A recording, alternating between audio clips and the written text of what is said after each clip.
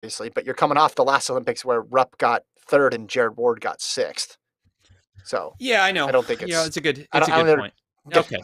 I don't think they're gonna hang their hat. Like the expectation is much higher for the Americans right now, and Okay. even in Okay. 2012, you had Meb getting fourth there. Yeah, So okay. Fair the enough. last two Olympics. You want me to keep going? I'll do more examples here. Let's see. Well, wow. Why Even was in this race so deep? 2008, 9 and 10. But there were so many guys like up there pretty close late. It just doesn't seem like, I mean, when are we used to seeing guys from the Netherlands, Belgium, and Spain and Tanzania up there? You know what I mean? Like two guys from Belgium finished in the top 10. When have we ever seen that? Like what? This is It Olympic just seems like there's marathons. almost more This bodies. It is what just, I don't happens. know. Well, I, yeah, this is what happens it just seemed like a in more Olympic. competitive race. I mean, Simbu Yeah. from Tanzania was fifth last time in 2016. So Okay. he's a guy who Okay. shows Fair up for big enough. races. I mean, Okay. yeah, this is Nagy was 11th. I mean, this is what happens in Olympic marathons. You only get 3 per country. The conditions aren't very good, and there's an unpredictable result. Fair enough. So, man, I wanted to ask you one more thing before we go. Yep. Um, well, first, what are your final thoughts on Kipchoge? I almost tough to put into words. I mean, you know at this point we've used every adjective 12 times with Eliud Kipchoge. He's still I think it's just exciting that he's still the best. It's fun.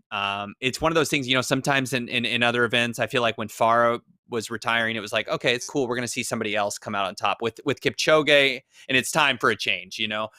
With Kipchoge, I don't feel like that. I feel like, you know, it's going to be it's going to be a significant, you know, absence whenever he's finally done or over the hill. So it's refreshing that he is still, it feels like there's still some things right with the world when he's still the best. So I don't think anyone was saying coming into the race, oh, he's not the best. But obviously London, I know that was close to a year ago now, but you know, that puts some doubt. And today removed any doubt, and it felt like that was a statement. If insofar as a guy who's run 159 can make a statement, he's still the best. And like I said, I don't think this is the last Olympics, even for a guy who's run in what would be, you know, he's going to end up being like a 6-time Olympian probably when all is said and done, and it might win 3 golds in a row. Obviously we don't look too far down the road, but with the next Olympics only being 3 years away, if you're making bets right now for Paris, I would put Eliud Kipchoge as the favorite. Yeah, he resets what's possible in the Yeah. marathon. He didn't need to win this way. He didn't need to run it in that manner. He could have waited till Yeah. the Yeah. last 5K and broken Yeah. away. But it's just the ultimate sign of confidence.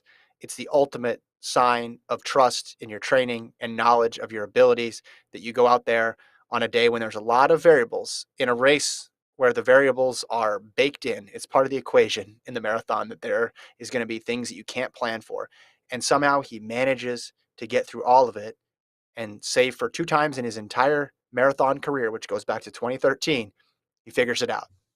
He figures it out, Yep. and he figures it out in a way that either posts a historic time or a dominant victory.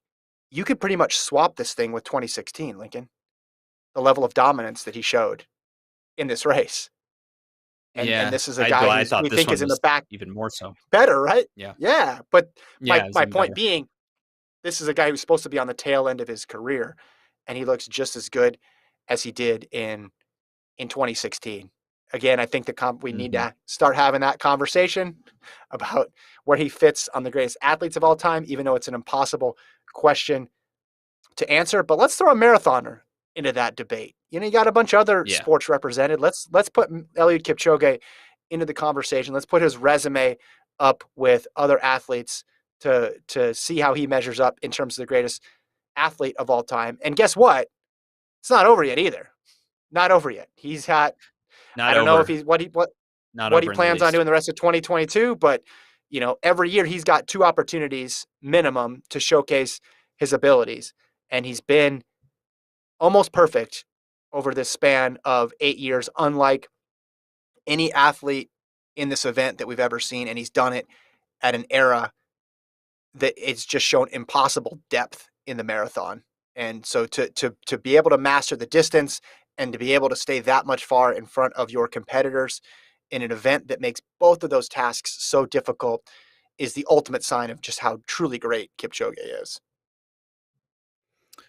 Yeah, couldn't have said it better myself. I think the tough conditions. He has to have been smiling and coming into this says 208 and 90-degree weather. Yeah, I can do that any day. I do that probably in training and in Kenya all the time. So yeah, like was said, a masterclass. And he how do you rate him? It's tough to compare, even like you said previously in the same sport. But I mean, who was the athlete of track and field? I know it's not track, but who was the athlete of the meet as far as do you think the Olympics track and field action between Warholm, Safana Yeah. San, who am I? Sydney. Thompson Hurrah and Sydney. Yeah, I mean it's hard to compare, but Yeah. these are the performance. Kipchoge managed to make a 208 when the guys run 159. He managed to make that, put his stamp of Kipchoge on these games, despite the fact running a time that we would say, well, whatever, he ran 208. That's nothing for him. But, he was so dominant that he made it memorable, which is a credit to him because, he, like you said, he could have waited till the last 2 miles and it was like, well, Kipchoge won. He's still the greatest, obviously. There was never going to be a debate, but he really, he made it a special performance, which credit to him because he didn't even have to do that. I like this MVP discussion. But before we do that, what are your thoughts again on Galen Rupp and the rest of the American team? So if you go through the results we mentioned, Rupp was eighth, obviously